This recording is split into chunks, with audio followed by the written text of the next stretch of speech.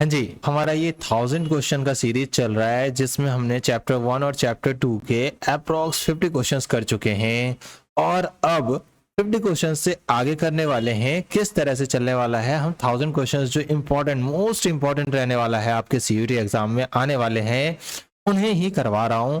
तो आप अच्छे से इनकी प्रैक्टिस करो और तैयार हो जाओ सीयूईटी के स्कोर को बूस्ट करने के लिए। अगला क्वेश्चन है, ग्राम कुटुंबिन शब्द किसके लिए प्रयुक्त किया जाता था? तो सैनिकों के लिए, ग्राम प्रधान और किसान के लिए, कर वसूली करने वालों के लिए या फिर पुरोहितों के लिए? तो आंसर है ग्राम प्रधान जो होते थे या फिर किसान होते थे उन लोगों के लिए प्रयोग किया जाता था ग्राम कुटुंबिन। और ये हमारा चैप्टर 2 का है, अच्छे से प्रैक्टिस कर लो। अगला क्वेश्चन है, शिलालेखों से क्या जानकारी मिलती है? अब सोच रहे होंगे आप इसका पीडीएफ कहां से मिले, तो डिस्क्रिप्शन बॉक्स में आपको टेलीग्राम का लिंक दिया हुआ है, वहां से जाकर आप डिस्क्रिप्शन टेलीग्राम से ले सकते हो इसको। तो क्वेश्चन है, शिलालेखों से क्या जानकारी मिलती है? केवल धर्म के बारे में, केवल कृषि के बारे में, शासकों की उपलब्धियां और दान या फिर व्यापारिक मूल्य? तो शिलालेख में जो लिखे जाते थे वो ज्यादातर शासक अपनी उपलब्धियां, दान आदि के बारे में वर्णन करवाते थे। तो ये आंसर आपका सी होगा। निम्न में से कौन सा ग्रंथ मौर्य प्रशासन के बारे में जानकारी देता है? ध्यान से देखोगे आप, देखो मौर्य प्रशासन के दौरान या फिर जो भी प्राचीन काल है उसमें एक धर्म शास्त्र होते थे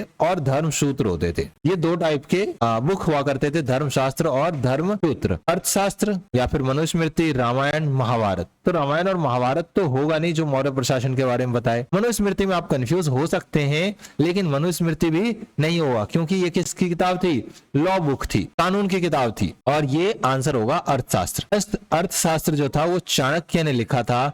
चाणक्य के अलग अलग नाम थे। चाणक्य को ही हम कौटिल्य के नाम से भी जानते हैं और इसी को हम विष्णुगुप्त के नाम से भी जानते हैं। और ऋषि विष्णुगुप्त ने महापद्मानंद के बेटे धनानंद को धमकाया था और इसे हराकर चंद्रगुप्त मौर्य को 321 बीसीई में मगध का राजा बनवाया। तो ये याद रखना। नेक्स्ट क्वेश्चन है, अशोक के अभिलेखों में धम्म किसे कहा गया है? बौद्ध धर्म को, वेद को, नैतिक जीवन पद्धति को या फिर श्रवण धर्म को? तो इसका आंसर है नैतिक जीवन पद्धति। जैसा कि आप देख पा रहे हैं, बौद्ध धर्म से जो रिलेटेड थे नैतिक जीवन की पद्धति, उसका प्रचार प्रसार अशोक ने अपने अभिलेख जितने भी पिलर्स पे लिखवाए थे, स्टोन्स पे लिखवाए थे, उन सभी में अपना प्रचार प्रसार किया है इसने धम्म का, जो कि नैतिक जीवन पद्धति कैसे जीना चाहिए उसके बारे में बताता है। अगला क्वेश्चन है, प्रथम स्वर्ण मुद्राएं किसने जारी की थी? अशोक ने, कुषाण ने, गुप्त या फिर शुंग वंश ने? तो इसका आंसर है अशोक। देखो ये वंश तो है नहीं, ये मौर्य वंश से था। कौन से वंश से था? मौर्य वंश। कुषाण एक वंश है जिसका एक राजा था कनिष्क, आप सभी जानते हैं कनिष्क। कुषाणों ने करवाया था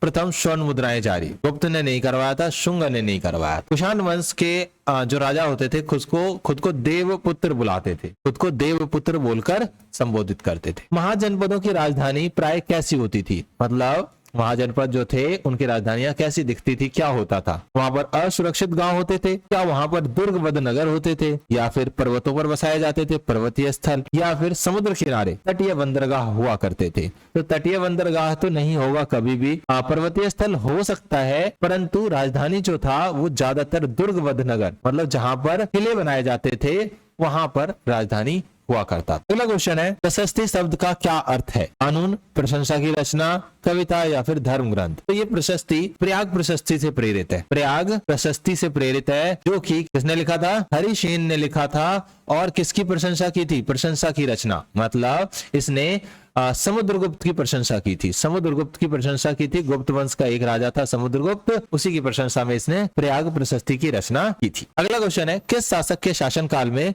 प्रयाग प्रशस्ति लिखी गई थी? अभी मैंने बताया, तो इसका आंसर सीधे आप टिक करोगे, समुद्रगुप्त। सम्राट अशोक नहीं, मौर्य नहीं, हर्षवर्धन नहीं। अब देखो मौर्य, चंद्रगुप्त मौर्य जो थे वो 321 में क्या बनते हैं?